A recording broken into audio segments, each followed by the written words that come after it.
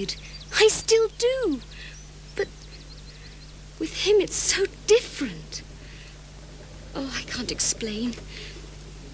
He says we're better adapted to each other, physically. I never meant to do harm, truly. Why did you marry me if all the time you were in love with someone else? Oh, Roy, it wasn't like that. I did love you.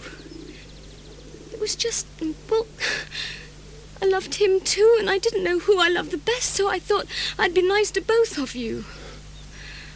I hadn't had enough experience, you see.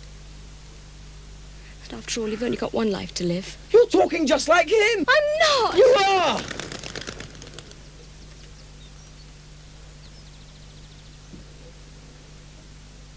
I suppose by now you've decided which one it is you really love.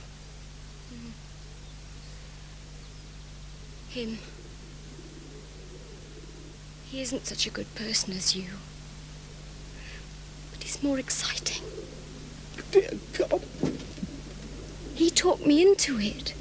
He's so certain somehow, and he's travelled so much and done so many different things. And, well, he's an officer, isn't he? Oh, I won't ever be able to explain. It won't matter anyway. Not anymore. You don't really mind after all? I'm your brother. You can't be. That's what I said when your mother told me. Brother and sister. Us. Well, half-brother anyway. She says the rector made love to my mother before they were married.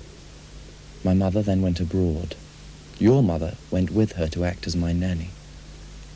When I was 5 months old, they brought me back and pretended I was a foundling. Your mother was part of the secret. She stayed on at the rectory. My father seduced her. So you see, he sired both of us. Me on Mary, you on Eva. You make him sound like a horse. I don't find it funny. Neither do I. Oh, Roy. Your mother married Walter at the pub for respectability's sake. People are really filthy, aren't they? You mean me? Yes. And my parents, and yours, all vile. Vile.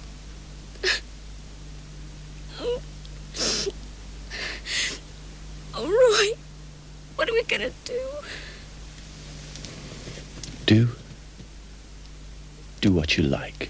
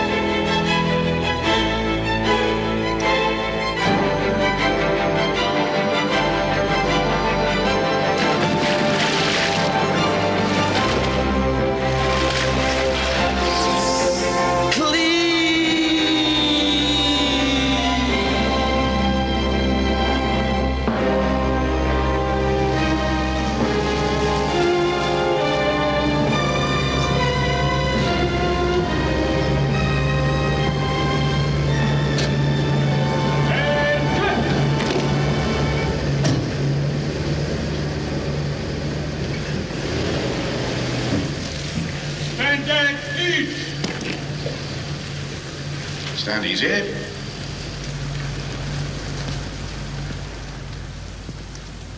I do not congratulate you, gentlemen.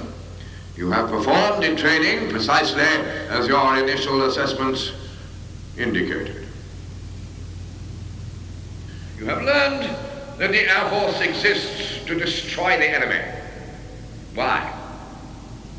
In order to defend our way of life. But what if our way of life isn't worth defending? Let me be frank, gentlemen, it isn't. So, a second duty calls us to transform it. The process has begun. Some of you may remember a village below this aerodrome. It could serve as an example. Conditions were feudal, degenerate paternalism based on an old-fashioned and outmoded religious faith, ruled with lax complacency. The people were slaves, inefficiently performing unnecessary tasks. All that has changed under the Air Force. But in our cities, worse still exists. Only we have the necessary discipline to save our country. When you reported for training, you were forbidden to correspond or communicate with your parents. You still are. Parents are the past, and the past is bondage. No airman lives in the past. Despise it. Nor in the future. Disregard it. The bondage of the future is equally unacceptable if you are to be what we require. Shapers of destiny, gentlemen. A new and more adequate race of men. There are two kinds of future bondage. One, material possessions, which are invariably compensations for inadequacy in the person desiring them. And children. None of us is averse to pleasure. Consequently, sexual intercourse we encourage, but it must not result in children. Our rules are distinct. No airman shall acknowledge his child in the event that the woman refuses to abort. We have the facilities here.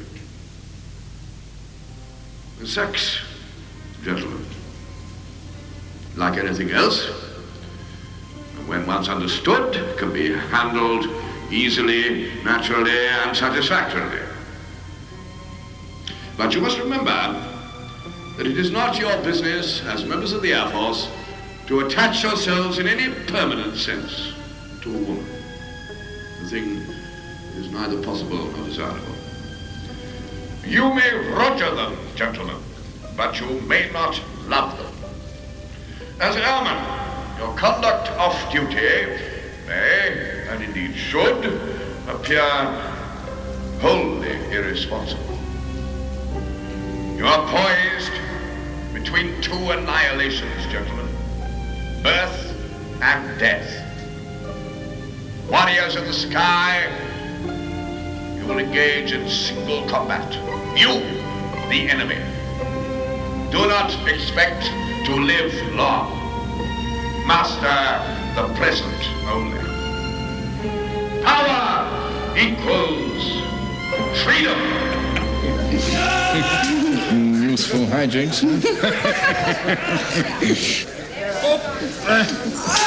No! Let's wait for the women.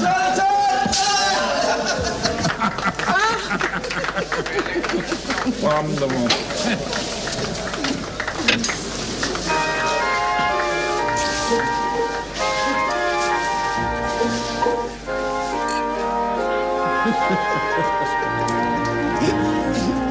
Oh, it's not on. What? Mark. Mooning after our Chief Boffin's wife. Eustasia. She's quite a role. Mark was never A1 as a pilot. That's why they grounded him.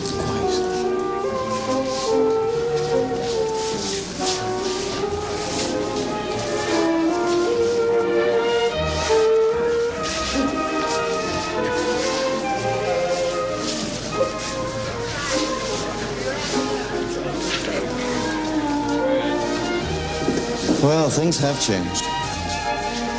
What's your problem? Too much self-abuse? No.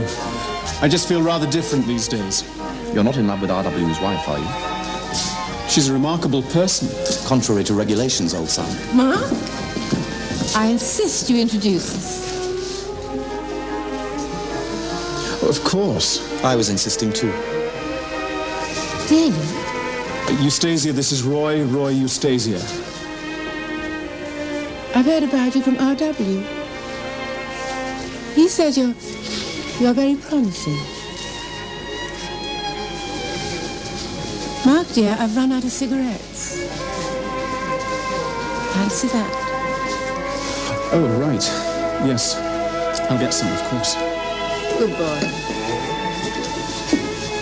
He's better than a spaniel, though without those pretty ears. He appears to be in love with you.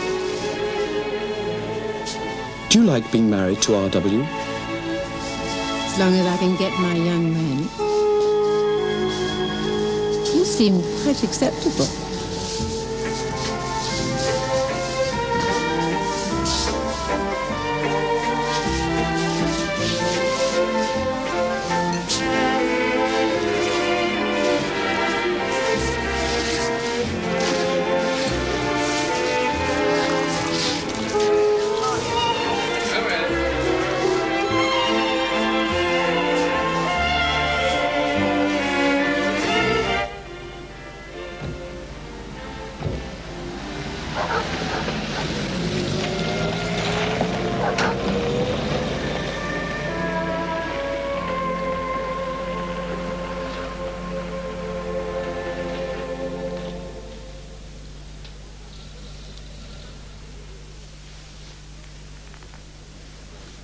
The perfect place.